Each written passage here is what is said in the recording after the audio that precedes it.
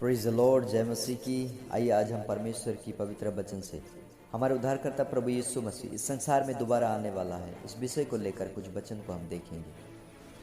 हम मत्ती रचित सुसमाचार 26 का 64 में अगर हम देखेंगे, वहाँ पर प्रभु यीशु मसीह साफ साफ कहता है याजक को कि यीशु ने उनसे कहा, तूने आप ही कह दिया, परंतु मैं तुमसे यह भी कहता हूँ कि अब से तुम मनुष्य के पुत्रों को सर्वशक्तिमान के दाहिने और बैठे और आकाश के बादलों पर आते देखेंगे।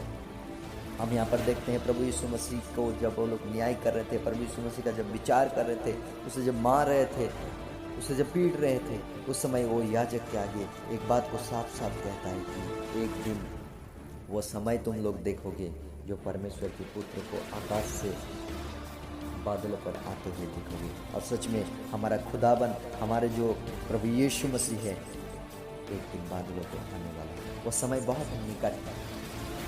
प्रभु यीशु मसीह कहता है वो समय बहुत ही निकट है। उसका वचन कहता है कि बहुत ही निकट है वो समय, वो जल्द ही, वो शीघ्र ही इस पृथ्वी पे आने वाला है। और सच में एक बात है कि वो क्यों इस पृथ्वी पे आने वाला है।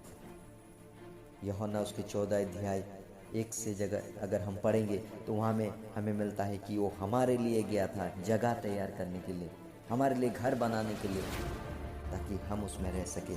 इसीलिए वो दोबारा आने वाला है, ताकि वो घर हो गया है, अभी हमें उसके उस घर में हमें ले जाने वाला है, हमें यहाँ से ले जाने वाला है हमारे उद्धारकर्ता प्रभु यीशु मसीह। इसीलिए वो फिर से इस पृथ्वी में, वो बादलों में फिर से उतरने वाले हैं।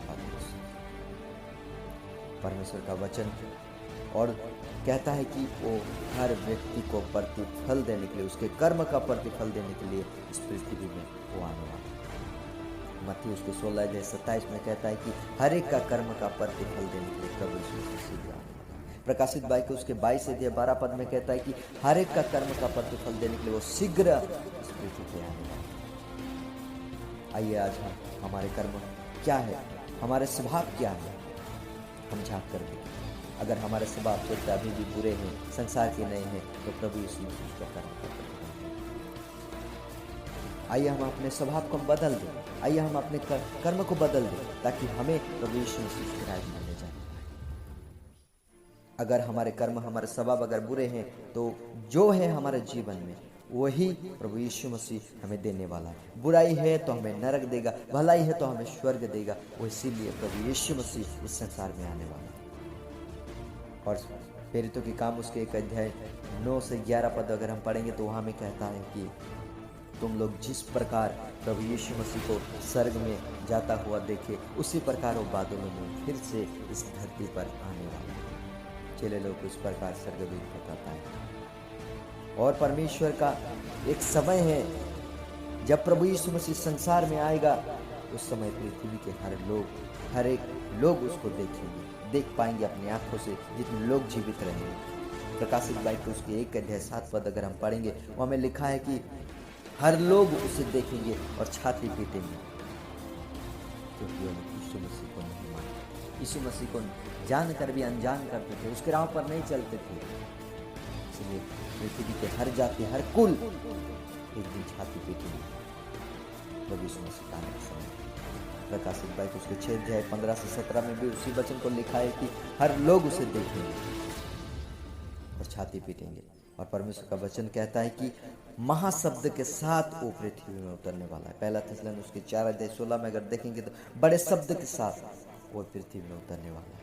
और जब वो उतरेगा तो हर मरे हुए लोग उठ जाएंगे और उसके साथ उठा लिए जाएंगे। दूसरा पत्रस उसके 3 अध्याय 10 में से 13 तक ये कहता है कि महाशब्द के साथ उसके आगमन इस पृथ्वी में होगा। और उस समय ये जो पृथ्वी है, जो आकाश है, ये मोम के नहीं गल जाएगा। उस प्रकार परमेश्वर का वचन कहता है मत्ती रचित सुसमाचार उसके 24 अध्याय 30 से 31 पद में कि वो धर्मी लोगों को उसके स्वर्गदूतों के द्वारा आज्ञा करेगा और उसे हर पृथ्वी के हर जगह से हर व्यक्ति को उठा लिए जाएंगे। अगर आप काम कर रहे होंगे तो उस जगह से, अगर आप परमेश्वर के राज्य में धर्मी व्यक्ति उसके राह में चलने वाले, तो वहाँ से आप उठा लिए जाएंगे। अगर आप घर में हैं तो घर से उठा लिए जाएंगे। अगर आप सो रहे हैं तो उस बिस्तर से आप उठा लिए जाएंगे। एक ऐसा समय हमारे बीच में आने वाला है। अगर हम परमेश्वर की राहों पर चलने वाला व्यक्ति नहीं है, हम सिर्फ संसार की बातों को सोचने वाला है, पापों की ओर चलने वाला है, पापों को सोचने वाला है, पापों के कार्य करने वाले हैं, तो हम इस संसार में रह जाएंगे उस समय जब हमारे उद्धारकर्ता प्रभु यीशु मसीह इस संसार में आएगा। उसके स्वर्गदूतों को आज्ञा देगा ताकि हम उठा लिए जाएं। और परमेश्वर का वचन कहता है, पहला थिस्सलुनीके 4:17 और परमेश्वर का वचन मत्ती उसके 24 का 36 में यह कहता है कि वो दिन और समय कोई भी नहीं जानता है कि कब हमारे उद्धारकर्ता आने का समय है। इसीलिए आइए हम हर समय तैयार रहें। और वचन यही कहता है मत्ती उसके 24 का 44 में कि हम हर समय हमें तैयार होकर रहना है, क्योंकि हम जिस समय नहीं सोचेंगे उसी समय वचन कहता है कि हमारा उद्धारकर्ता आने वाला है। और लूका रचित सुसमाचार उसके 21 अध्याय में भी वही वचन कहता है कि हमें तैयार होकर रहना है। आइए हम उस वचन को पढ़ेंगे, लूका रचित सुसमाचार उसके 21 अध्याय 34 का। इसीलिए सावधान रहो। हमें सावधान रहने के लिए परमेश्वर का वचन हमें संकेत करता है। ऐसा ना हो कि तुम्हारा मन खुमार और मतवालापन और इस जीवन की चिंताओं से स्वस्थ हो जाए और वो दिन तुम पर फंदे के समान अचानक आ पड़े। परमेश्वर का वचन क्या कहता है कि फंदे की जैसा वो दिन आने वाला है, क्योंकि वो सारे पृथ्वी के सब रहने वालों पर उसी प्रकार आ पड़ेगी। और सारे पृथ्वी के लोगों पर, हर धनी के ऊपर, हर गरीब के ऊपर, हर व्यक्ति के ऊपर, हर जाति के ऊपर वो दिन आने वाला है। इसीलिए आइए परमेश्वर का वचन हमें कहता है कि हर समय हमें तैयार होकर रहना है ताकि हम उस परमेश्वर की दूसरा आगमन का जो भी क्लेश हो ताड़ना है इस पृथ्वी में, ताकि हम बच जाए। इसलिए परमेश्वर हमें कहता है हमें तैयार होकर हमें प्रार्थना के साथ हमारे जीवन को बिताना है और हर एक को प्रतिफल देने के लिए हमारा उद्धारकर्ता प्रभु यीशु मसीह आने वाला है। इसलिए आइए हमारे जीवन को उसके हाथों में आज के दिन हम समर्पण करें। आइए हम हर पापों को, हर छल को, हर कपट को, इस संसार की हर बातों को, बुराई को छोड़कर हम परमेश्वर के आगे हमारे जीवन को समर्पण करें ताकि हम तैयार रहें जो हमारे उद्धारकर्ता हमें उसके राज्य में लेने के लिए आने वाला है।